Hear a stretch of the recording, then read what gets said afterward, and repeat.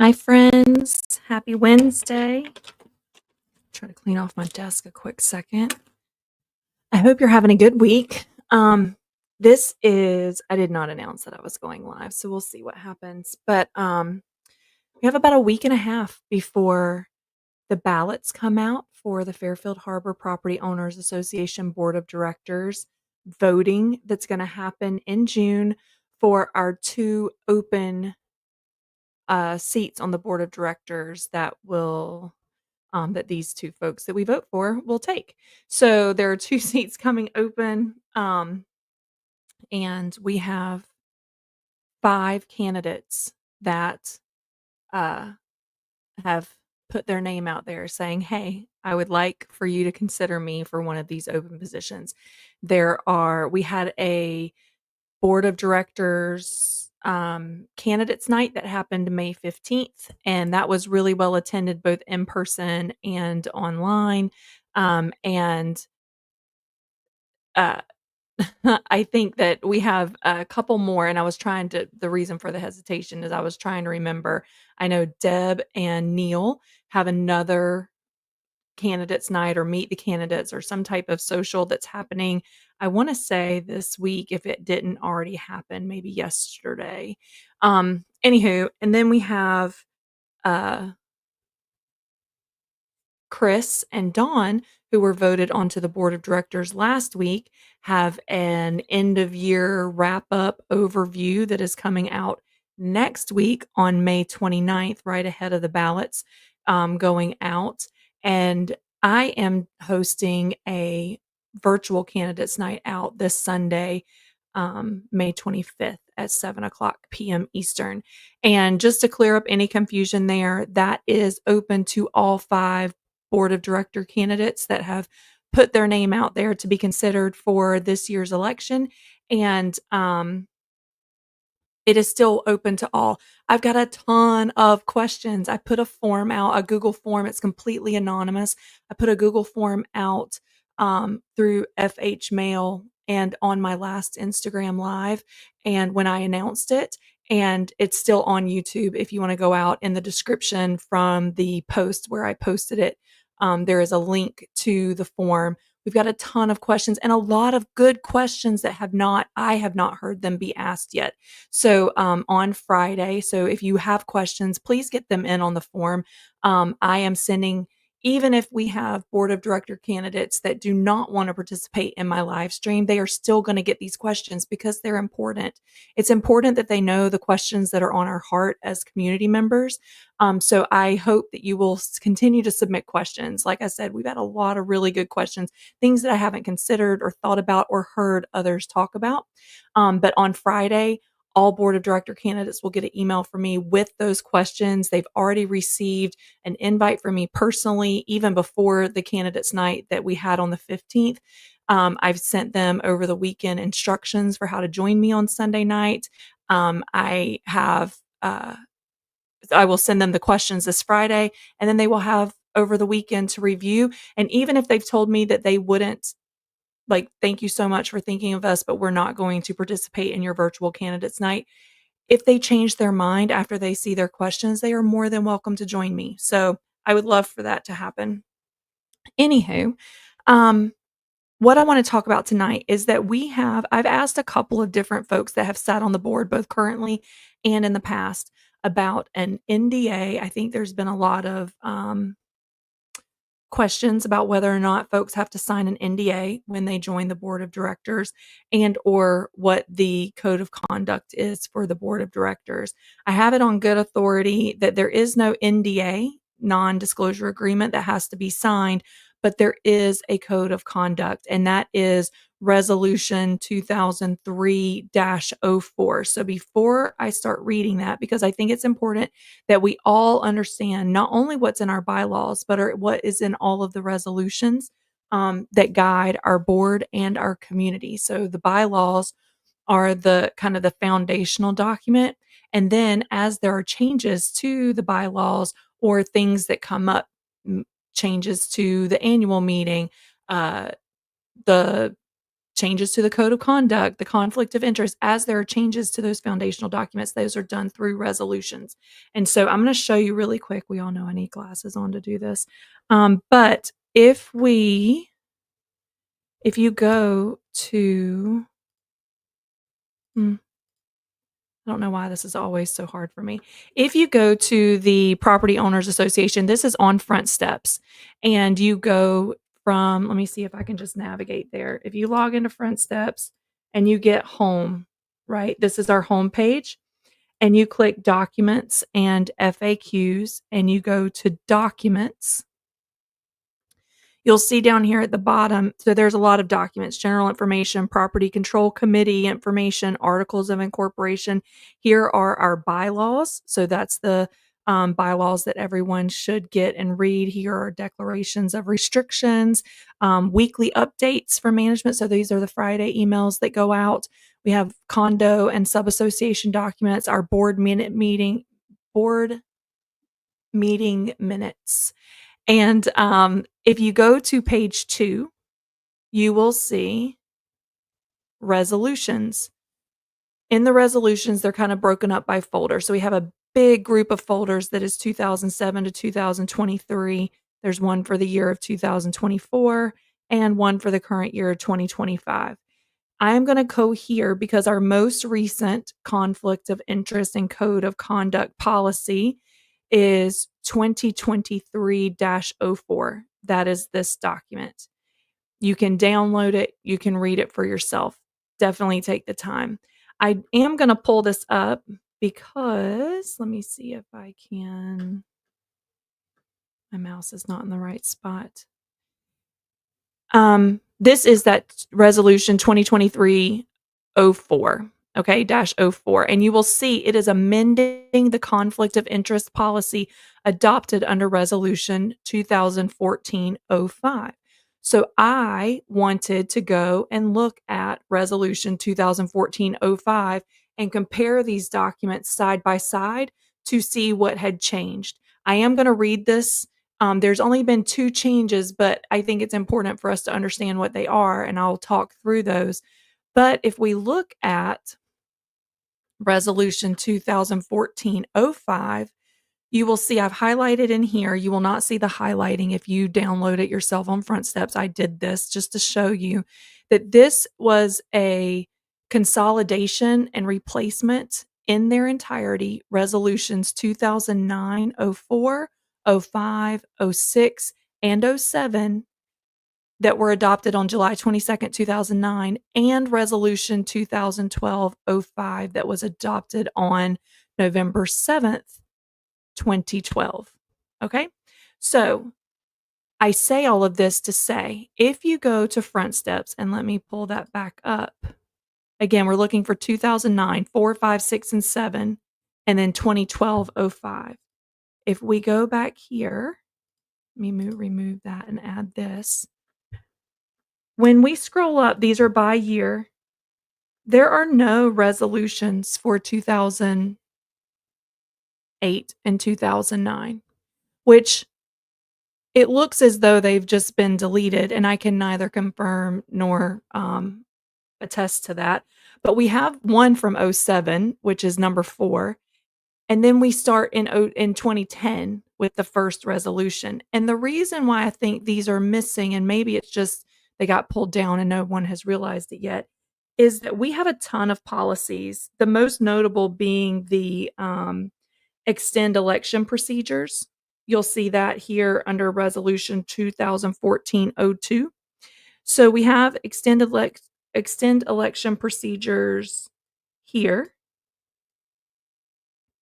Then we go down and we have extending our election procedures 2015-02, extending election procedures 2016-02. So it's not like we removed old ones when we made modifications to the new ones, right? Because we've got a continuation. Same with, we have several, and I think if I scroll on down here, I'll find it. But we have several where we have Hall of Fame folks that we have put in via resolution. We have where we have done a fix a record date for an annual meeting. So that's fixing something that happened or that will happen, especially as we fix meeting dates for the following year for our annual meeting. Those things, we're not pulling off the old ones whenever we do it, but I just thought it was interesting as I was trying to compare and contrast um, that 2014 with, well, what were all of those documents for the 2009 resolutions 4, 5, 6, and 7, and the one in 2012-05, because the 2012-05 is missing as well. We have '04 and '06, but we don't have '05. So I'm going to take it on good authority that we just basically took 5 or 6 documents and put them all together into a single document.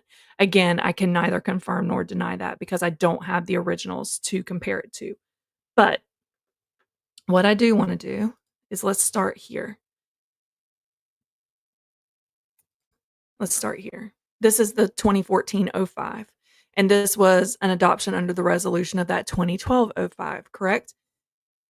I'm not going to read through this, but this is just the conflict of interest. So the biggest change that you will see from this document, excuse me, to the one that is 2023-05, 2023-04 is that not only do we have the conflict of interest policy, but there is a code of conduct policy amended to it.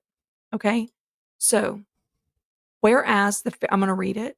Whereas the Fairfield Harbour Property Owners Association desires to ensure the fair and uniform application of FHPOA policies across all levels of personnel, and whereas the conflict of interest policy applies to all of the Fairfield Harbour Property Owners Association Inc.'s, the association's directors and officers, committee chairs, committee members, and staff members, whether those staff members are directly employed by the association or are employed by a contractor for services engaged by the association, and whereas the policy consolidates and replaces in its entirety Resolution 2014-05, adopted on May 21st, 2014, by the Board of Directors of the association, and whereas the association reminds its members that we live in a community with others, whenever there is a potential conflict of interest exists, it is usually best to simply walk away from a potential conflict and in doing so preserve harmony and good reputation.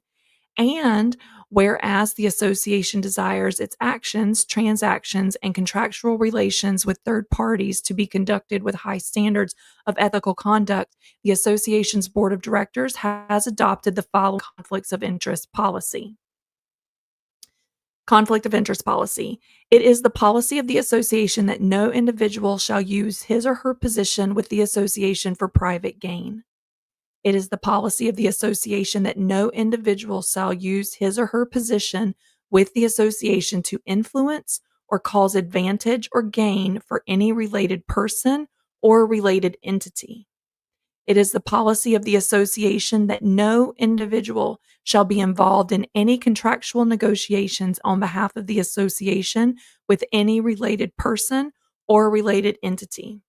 It is the policy of the association that whenever an individual has a personal or professional relationship with any company or person who is seeking to do business with the association, that the relationship should be disclosed at the earliest opportunity. This policy does not preclude nor prohibit actions, transactions, and contracts with an individual's related persons and related entities. However, it is the policy of the association that no individual shall vote on any matter which involves his or her related person or related entity. So it doesn't prohibit us or preclude us from doing business with these folks, but it does prohibit anyone that is acting on behalf of the association to be involved with any type of negotiations.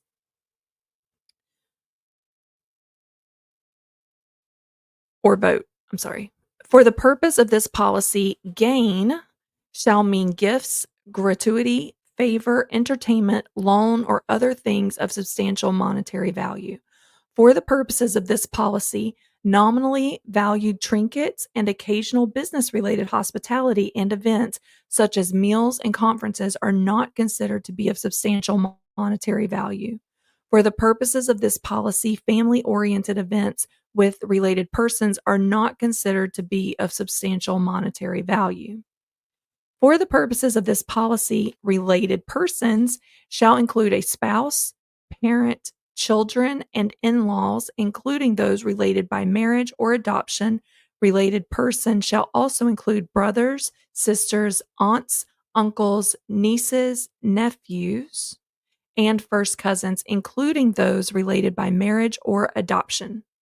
Related entities shall include any estate or trust and any other legal entity in which the individual or related person is an executor, trustee, director, officer, or holds a financial or beneficial interest. For the purposes of this policy, each individual is responsible for identifying his or her related persons and related entities in the event that a potential conflict of interest situation arises. Okay, I have compared that first section with this 2014-05, and that is verbatim what is in here. So where we are amending in this new policy, the 2023-04, is to add this code of conduct policy. The members and residents of any committee the members and residents of any committee or panel shall strive at all times to serve the best interests of the association as a whole, regardless of their personal interests, use sound judgment to make the best possible business decisions for the association, taking into consideration all available information, circumstances, and resources, act within the boundaries of their authority as defined by their charter, the law, and governing documents of the association. Again, it looks as though we're missing some documents, governing documents of the association on front steps. So hopefully we can get that rectified. Perform duties without bias for or against any individual or group of owners or non-owner residents. Always speak as one voice, supporting all duly adopted committee and board decisions, even if the committee member was in the minority regarding actions that may not have been obtained unanimous consent. Be conscious when mixing your position on a committee and personal lives when on a social platform. When in question or doubt, refrain from posting. Refrain from revealing confidential information provided by contractors or sharing information with those bidding for association contracts unless specifically authorized by the board. Making unauthorized promises to a contractor or bidder. Advocating or supporting any action or activity that violates our covenants, law, or regulatory requirement. Using their position or decision-making authority for personal gain or to seek advantage over another owner or non-owner resident. Again, we are refraining from spending unauthorized association funds for their own personal use or benefit. Accepting any gifts directly or indirectly from owners, residents, or employees that were obtained in the performance of committee duties. Making personal attacks, defamation on colleagues, staff, the association, or residents.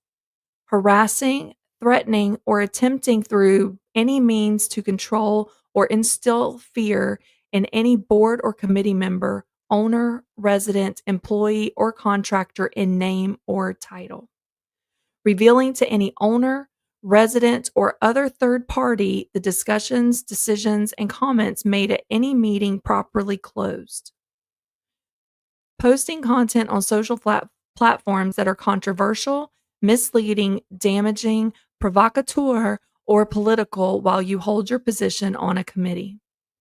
Okay, here's where I found the first change. Again, I never saw the code of conduct policy in any of the prior resolutions, so I have to trust that there were no changes made there.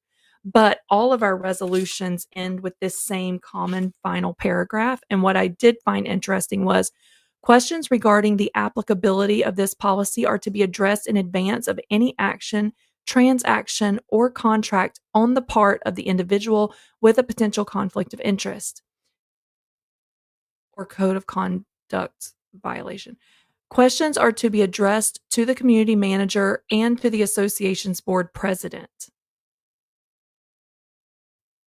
So questions are to be addressed to the community manager and the association's board president. The next sentence, the association's board of directors. So the entire board of directors, all 7 members. In the 2014-05, and again, that's the most, like the earliest one I can find, that same sentence says the association's board. So if you look here, let's just look at it in person. This is that paragraph, right? So questions are to be addressed to the community manager and the association's board president. And the association's board president shall have the final responsibility for determining the applicability of this policy. So responsibility for determining whether or not someone was within or out of compliance with this policy was on the shoulders of the board president. The change here is to say that the association's board of directors now has final responsibility for determining the applicability of this resolution. So it no longer lies, I think that's a good thing, right? It no longer lies with one singular person sitting on the board. It lies on the shoulders of all of our board of directors. So I did find that interesting. And I went through this word by word to make sure we were kind of comparing and contrasting. And then, therefore, it is resolved that any person or persons, as a result of their being elected, appointed, and or employed directly or indirectly by the association or its assigns,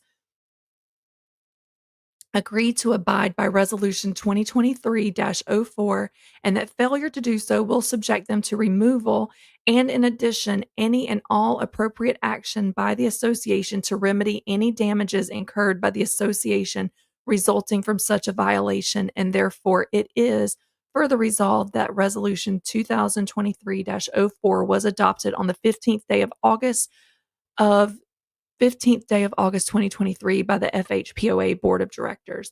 President and Secretary's certification, and this is on every resolution that's out there, the undersigned, respectively, being the President and Secretary of Fairfield Harbour Property Owners Association of North Carolina, nonprofit corporation, certify that for the foregoing resolution 2023-04 was approved and adopted by the board of directors of the association at a duly called and held meeting of the board of directors of the association on August 15th, 2023, and in witness thereof, the undersigned have subscribed their names. And it was signed by Phil Hewitt and Rhonda Miller, who were then president and secretary.